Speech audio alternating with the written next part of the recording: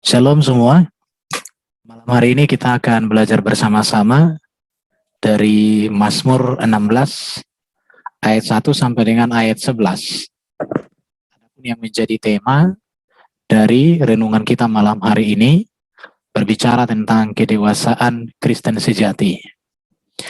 Di dalam Mazmur ini kita akan melihat nanti ada 4 poin penting yang menjadi perhatian kita dari apa yang diutarakan seorang Daud sebagai pernyataan imannya kepada Tuhan.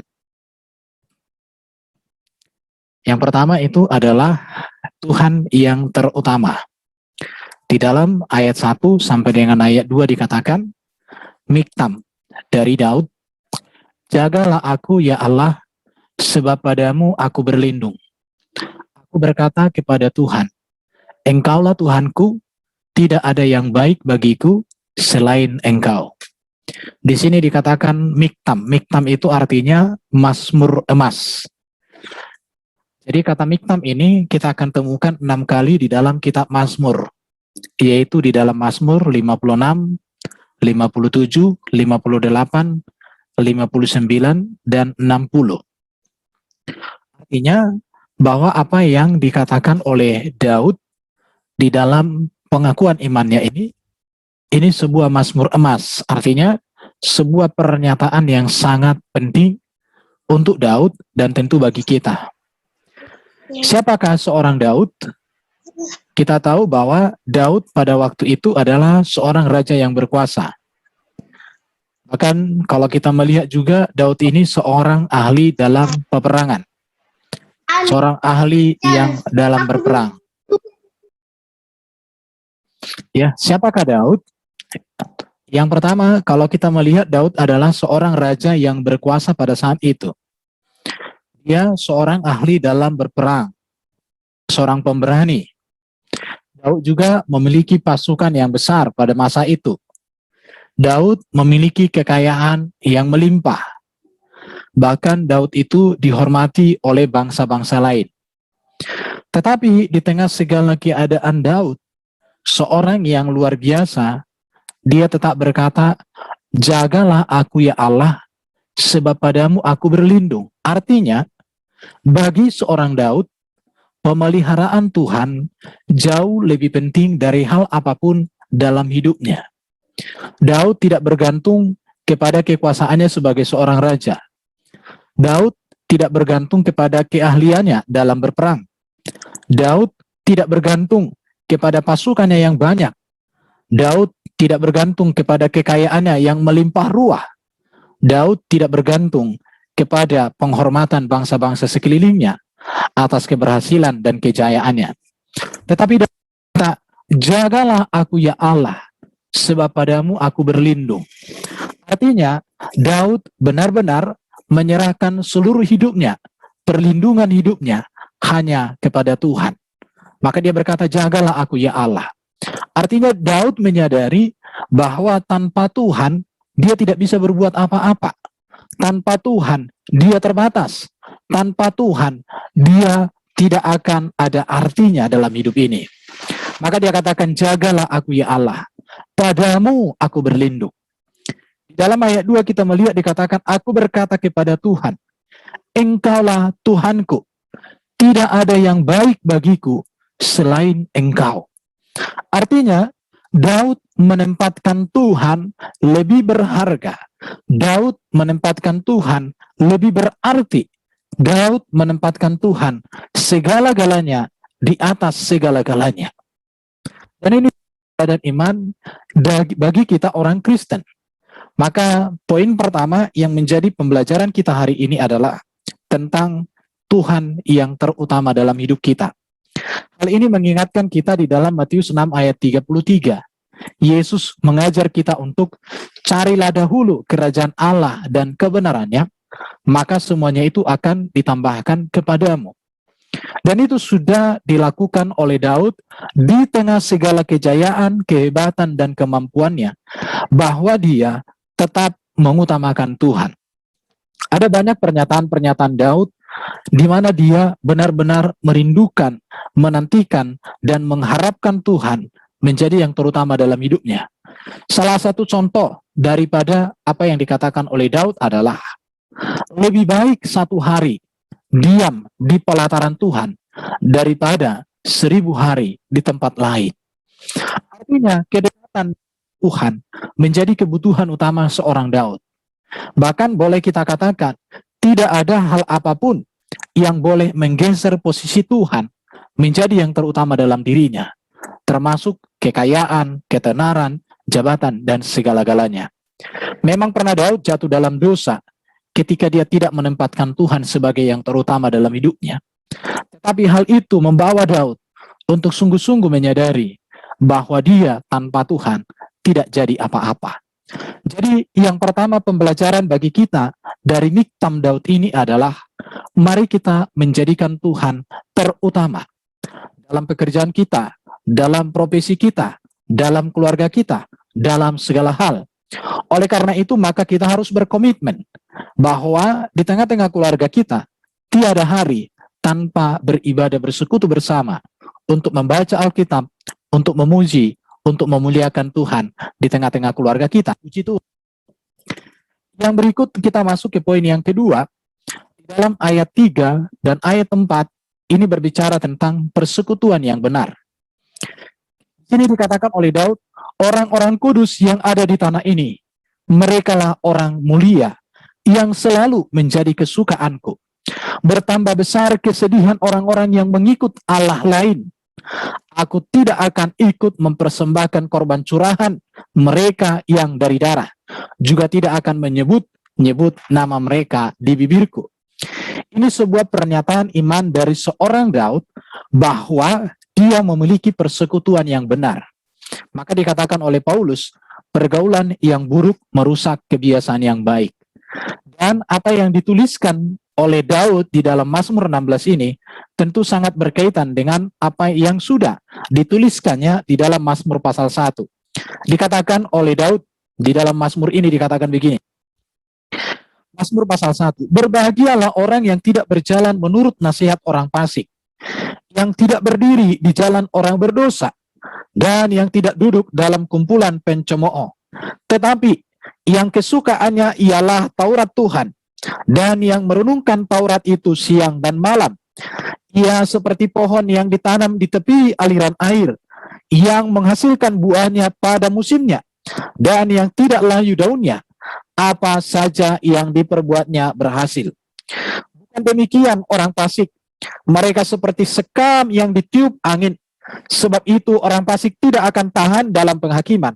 Begitu pula orang berdosa dalam perkumpulan orang benar. Sebab Tuhan mengenal jalan orang benar, tetapi jalan orang fasik menuju kebinasaan. Apa yang tertulis di dalam Mazmur pasal 1 ini, itu dijadikan Daud sebagai sebuah mazmur emas dalam dirinya. Maka dikatakan dia ada 3. Orang-orang kudus yang ada di tanah ini, merekalah orang mulia yang selalu menjadi kesukaanku. Jadi dari sini juga kita perlu belajar bahwa pergaulan kita, persahabatan kita tidak boleh dengan sembarang orang. Daud seorang raja, dia bergaul dengan orang-orang kudus. Dengan demikian maka Daud akan semakin terbentuk menjadi pribadi yang luar biasa, pribadi yang semakin dipakai Tuhan. Seringkali pergaulan-pergaulan kita, apakah kita seorang bapak atau seorang ibu atau seorang pemuda, pergaulan itu memiliki pengaruh yang sangat kuat. Ketika kita melihat orang lain melakukan kesalahan dan mereka nyaman dengan kesalahan itu, maka kadang kita berpikir, aku mau ikut seperti mereka. Contoh korupsi, dia korupsi, dia aman. Aku pun bisa korupsi dan aku pun aman. Akhirnya kita menjadi sama dengan dia. Tetapi Paulus berkata, Roma pasal 12 dikatakan, jangan kita menjadi serupa dengan dunia ini. Tetapi kita harus berubah. Di mana perubahan itu terjadi ketika budi kita, ketika hati kita, ketika batin kita sudah dibaharui terlebih dahulu oleh Tuhan. Maka pernyataan dari seorang Raja Daud ini menjadi sebuah teladan dalam kehidupan kita, yang mengatakan bahwa orang-orang kudus yang ada di tanah ini, merekalah orang mulia yang selalu menjadi kesukaanku. Ada kata selalu. Artinya Daud benar-benar memberikan tempat di hatinya untuk bergaul, untuk mendapatkan nasihat dari orang-orang kudus. Maka dikatakan selalu menjadi kesukaanku. Kita teringat dengan Daud ketika dia jatuh dalam dosa, ketika Nabi Nathan datang kepadanya, apa yang dikatakan oleh Daud? Dia benar-benar tersungkur, dia benar-benar menangis di hadapan Tuhan. Jadi Daud itu terbuka atas teguran-teguran dari orang-orang kudus yang ada di sekelilingnya. Dan itulah yang membuat Daud ini menjadi raja terbesar dalam sejarah Israel. Menjadi raja yang menjadi simbol kejayaan Israel. Maka bendera Israel ada namanya bintang, itu bintang Daud. Kenapa? Karena Daud adalah sosok yang luar biasa. Daud adalah panutan kerajaan, panutan seorang raja bagi Israel sampai hari ini. Bahkan bangsa Israel masih berpikir bahwa Mesias yang dijanjikan oleh Tuhan adalah Mesias seperti Raja Daud yang ahli dalam peperangan, yang memenangkan setiap pertempuran. Itulah harapan daripada orang Yahudi. Tetapi mereka salah karena mengharapkan Mesias yang masih kerajaannya di dunia. Tetapi Mesias adalah Yesus yang kerajaannya datang dari surga. Di situ kesalahan mereka. Jadi dari sini kita belajar tentang seorang Daud ini yang benar-benar memang menguasai pergaulannya. Dia tidak sembarangan. Dia melihat, dia menilai siapa yang bisa menjadi sahabat, siapa yang bisa memberikan nasihat.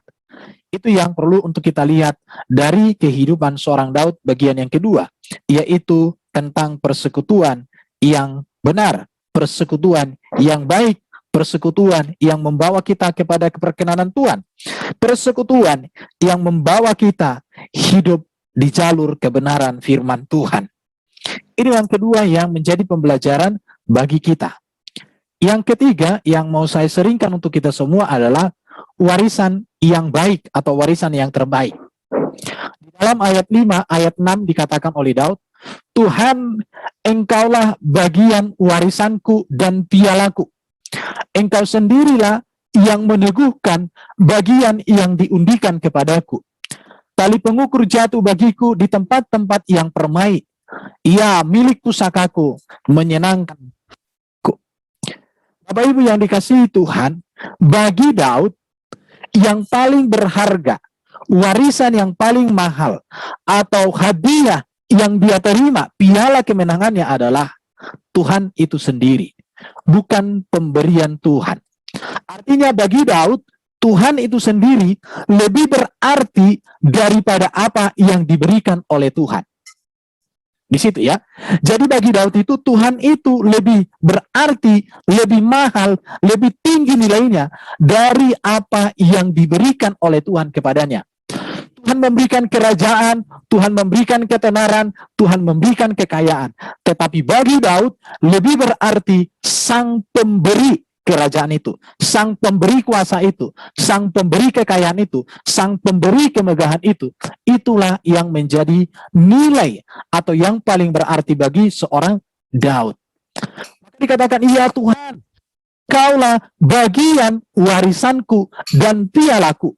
Engkau sendirilah yang meneguhkan bagian yang diundikan kepadaku. Artinya Daud yakin betul bahwa ketika dia bergantung sepenuhnya kepada Tuhan, maka Tuhan akan merancangkan yang terbaik bagi kehidupannya.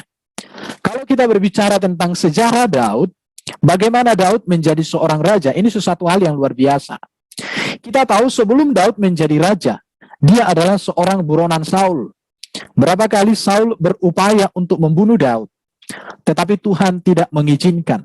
Sampai akhirnya kerajaan itu takluk atau diberikan kepada Daud itu sendiri. Beralih dari seorang Saul yang tadinya membunuh dia, rencana membunuh dia, tetapi sekarang justru diberikan kepada seorang yang bernama Daud. Jadi maka dikatakan tali pengukur jatuh bagiku di tempat yang permai, yang milik pusakaku menyenangkan hatiku. Maka dikatakan juga di dalam Amsal, berkat Tuhan yang menjadikan kaya, susah payah tidak akan menambahinya. Jika Tuhan yang memberkati, maka tidak ada yang bisa menghalangi. Di sini, ini yang menjadi poin penting dari perenungan kita pada malam hari ini berbicara tentang warisan yang terbaik. bahwa warisan yang terbaik adalah Tuhan itu sendiri, bukan apa yang diberikan Tuhan. Piala terbaik bukan apa yang diberikan Tuhan, tetapi Tuhan yang memberikan kemenangan itu. Itulah piala kita yang terbaik. Jadi di sini kita melihat bahwa Daud selalu memposisikan Tuhan dalam seluruh lingkup hidupnya sebagai yang terutama bagi dirinya. Itu yang perlu untuk kita pelajari pada malam hari ini. Yang berikut, yang ketiga, ini berbicara tentang nasihat yang terbaik. Dikatakan di dalam ayat 7 dan ayat 8 begini, "Aku memuji Tuhan yang telah memberi nasihat kepadaku. Ya, pada waktu malam hati nuraniku mengajari aku. Aku senantiasa memandang kepada Tuhan, karena Ia berdiri di sebelah kananku. Aku tidak goyah." Ini berbicara tentang nasihat yang terbaik. Tuhan memberikan hikmat kepada Daud, karena memang Daud selalu meminta hikmat dari Tuhan. Dan kita juga, Tuhan akan memberikan hikmat kepada kita jika kita memohon hikmat dari Tuhan. Dikatakan itu di dalam Yakobus pasal 1 ayat 5. "Barang siapa di antara kamu kekurangan hikmat, hendaklah ia memintanya." Dan Daud melakukan itu di dalam hidupnya. Dia minta petunjuk Tuhan ketika dia memutuskan sebuah perkara. Daud meminta petunjuk Tuhan ketika dia akan berperang. Daud meminta petunjuk Tuhan ketika ia ada dalam persoalan. Dan Tuhan senantiasa memberikan jalan keluar. Tetapi memang pernah Daud tidak meminta nasihat Tuhan. Termasuk itu ketika dia jatuh dalam dosa dengan istri Uria Berseba. Karena dia mengandalkan pikirannya. Itulah catatan kelam dari kehidupan seorang Daud yang tidak setia. Dan itu dituliskan di dalam Alkitab sebagai peringatan kepada kita. Jadi di sini dikatakan oleh Daud, kita ulangi di ayat 7 ini dikatakan, "Aku memuji Tuhan yang telah memberi nasihat kepadaku. Ya, pada waktu malam hati nuraniku mengajari aku."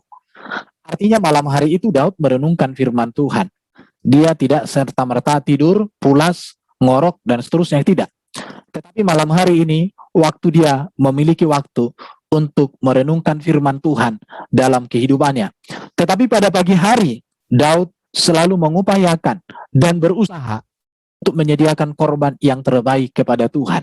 Berarti boleh kita katakan, Daud ini mengawali harinya dengan Tuhan dan juga mengakhiri setiap hari itu ketika dia malam bersama dengan Tuhan. Maka dikatakan di dalam ayat 6-8 ini, "Aku senantiasa memandang kepada Tuhan." Senantiasa artinya terus-menerus, setiap saat, setiap waktu. Kenapa? Karena Tuhan berdiri di sebelah kanannya. Dan karena Tuhan ada di sebelah kanan Daud, maka dia tidak goyah. Dia tidak bisa diombang-ambingkan oleh kuasa-kuasa atau siapapun yang ingin menjatuhkannya. Maka Daud di dalam memimpin kerajaannya, dia benar-benar memimpin dengan luar biasa, dengan kemenangan demi kemenangan, baik tiap hari, tiap bulan, tiap minggu, tiap tahun, seumur hidupnya, dia senantiasa mengalami kemenangan. Jadi, di sini kita diajar untuk memiliki yang baik. Dan nasihat yang baik itu adalah ketika kita dekat kepada Tuhan. Dan nasihat Tuhan diberikan kepada kita melalui membaca Alkitab. Karena saat kita membaca Alkitab, pastilah Roh Kudus akan menuntun kita. Roh Kudus akan menerangi hati kita, sehingga kita bisa melihat kehendak Tuhan, dan kita mampu melakukan kehendaknya itu juga. Itu poin yang ketiga yang menjadi pembelajaran bagi kita dari kehidupan seorang Daud yang luar biasa di dalam sejarah kehidupannya yang dituliskan di dalam Alkitab untuk menjadi teladan dan pembelajaran bagi kita semua. Sekarang kita masuk ke poin yang keempat, berbicara tentang harapan yang baik. Ini tertulis di dalam ayat 9 sampai dengan ayat 11 demikian. "Sebab itu hatiku bersuka cita dan jiwaku bersorak-sorak, bahkan tubuhku akan diam dengan tentram." Mengapa dikatakan bahwa Daud itu hatinya bersuka cita, jiwanya bersorak-sorak, tubuhnya akan diam dengan tenang? Kenapa? Karena dia, di dalam ayat 89 tadi dikatakan, karena dia mendasarkan kehidupannya kepada perkenanan Tuhan, kepada hikmat Tuhan, kepada nasihat-nasihat dari Tuhan. Sungguh indah kalau kita hidup berpadanan dengan nasihat Tuhan. Maka hati kita bersuka cita. Jiwa kita pasti bersorak-sorak. Kenapa? Karena setiap keputusan kita, setiap langkah kita adalah nasihat Tuhan. Dan kalau kita berjalan dalam nasihat Tuhan, pasti Tuhan menyertai kita. Tuhan melindungi kita. Itu yang dikatakan tadi di dalam ayat 8 ini. Aku senantiasa memandang kepada Tuhan, karena ia berdiri di sebelah kananku. Aku tidak akan goyah. Jadi karena Tuhan berdiri di sebelah kanan Daud, maka dia bersuka cita. Karena Tuhan berdiri di sebelah kanan Daud, maka jiwanya bersorak-sorak. Tuhan berdiri di sebelah kanan Daud, maka tubuhnya diam dengan tentram. Tetapi Tuhan juga diam di sisi daripada Daud, di sebelah kanannya. Artinya Daud menjadi kekasih Tuhan, karena Daud juga memberikan telinganya, memberikan hatinya kepada Tuhan. Ayat 10 dikatakan, sebab engkau tidak menyerahkan aku ke dunia orang mati, dan tidak membiarkan orang kudusmu melihat kebinasaan. Jadi artinya Daud menyadari bahwa dia memiliki pengharapan bahwa kematian pun bukan menjadi akhir dari segala-galanya bagi orang yang mengasihi Tuhan. Ini sesuatu iman yang luar biasa.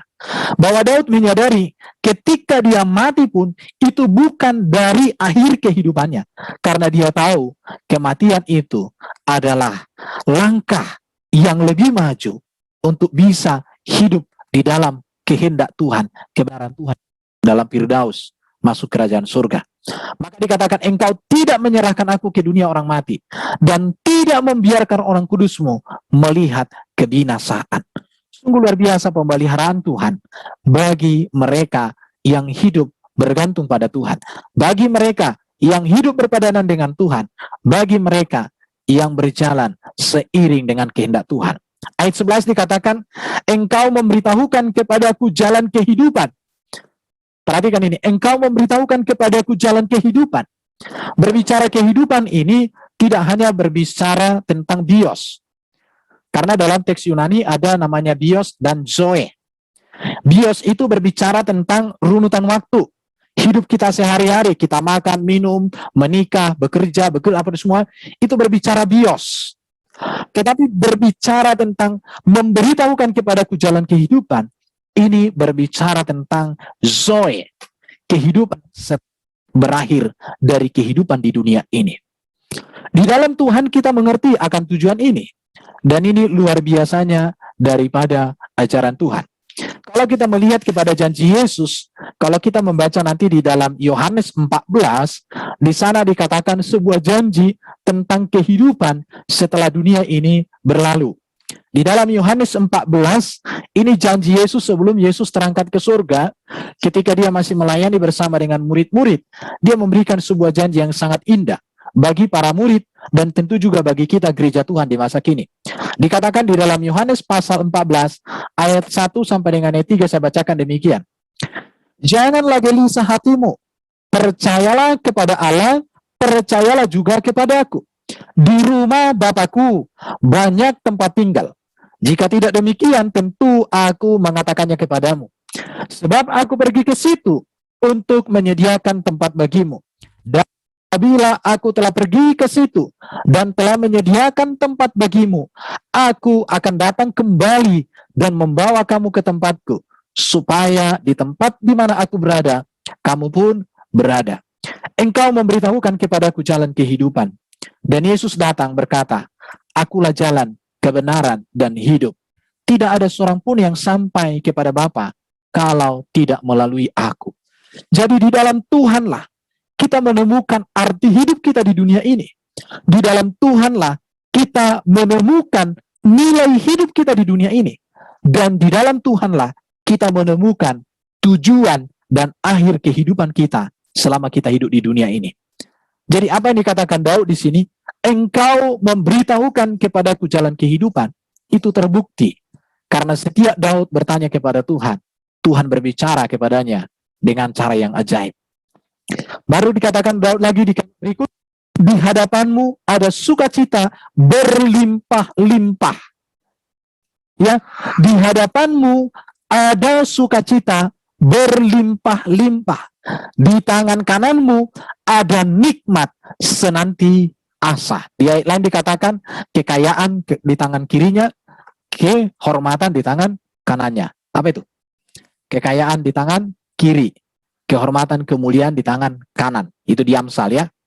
Jadi di hadapan Tuhan ada sukacita berlimpah-limpah. Dalam bahasa Inggris, sonang soharibu-ribuan. Di tangan kananmu ada nikmat senantiasa, ada syukur, ada sukacita, ada damai sejahtera. Segala sesuatu yang terbaik untuk hidup kita ada di dalam tangan Tuhan. Maka ada satu lagu, tangan kanan Tuhan, di dalam tangan kanan Tuhan kita menemukan nikmat, menemukan sukacita, menemukan damai sejahtera. Dari apa yang disampaikan atau dari miktam seorang Raja Daud ini, maka ada 4 poin penting yang menjadi pembelajaran bagi kita. Yang pertama itu adalah tentang persekutuan yang baik. Yang kedua berbicara tentang warisan yang baik. Dan yang ketiga berbicara tentang nasihat yang baik. Dan yang keempat berbicara tentang harapan yang baik. Dan puncaknya adalah berbicara tentang kedewasaan kita sebagai seorang Kristen. Dan itulah di ayat 1 dan di ayat 2. Oleh karena itu, maka kita harus hidup sebagai seorang Kristen yang dewasa, yaitu hidup yang berpusatkan kepada Kristus, hidup yang berpusatkan kepada kebenaran firman Tuhan. Inilah kebenaran firman Tuhan yang bisa saya seringkan bagi kita semua pada malam hari ini. Kiranya Roh Kudus menuntun menolong kita untuk kita menjadi pelaku-pelaku firman dan kita sehari-hari. Kita berdoa. Tuhan, terima kasih kami boleh belajar kebenaran firman-Mu yang luar biasa. Kami boleh belajar dari seorang Daud supaya hidup kami berpusat pada Tuhan. Hidup kami berpadanan pada Tuhan. Dan kami menempatkan Tuhan sebagai yang terutama dan prioritas di tengah kesibukan, di tengah segala kejayaan, di tengah segala pekerjaan, di tengah setiap rencana kami. Karena kami percaya di dalam Tuhan ada damai sejahtera, di dalam Tuhan ada sukacita, di dalam Tuhan segala yang terbaik tersedia untuk kehidupan kami di dunia dan hidup kami setelah dunia ini kami lalui. Terima kasih Tuhan, berkati setiap kami yang mendengarkan kebenaran-Mu, mohon pimpinan dan hikmat Roh Kudus menerangi setiap kami, supaya oleh dorongan Roh Kudus, oleh kuasa Roh Kudus, maka kami kedapatan menjadi umat yang setia ketika Kau memanggil kami kembali kepada hadirat-Mu. Terima kasih Bapa. Sampai di sini pemberitaan firman Tuhan, tetapi Roh Kudus akan berbicara senantiasa dalam hati kami masing-masing. Amin. Shalom bagi kita semua, Tuhan Yesus memberkati. Haleluya.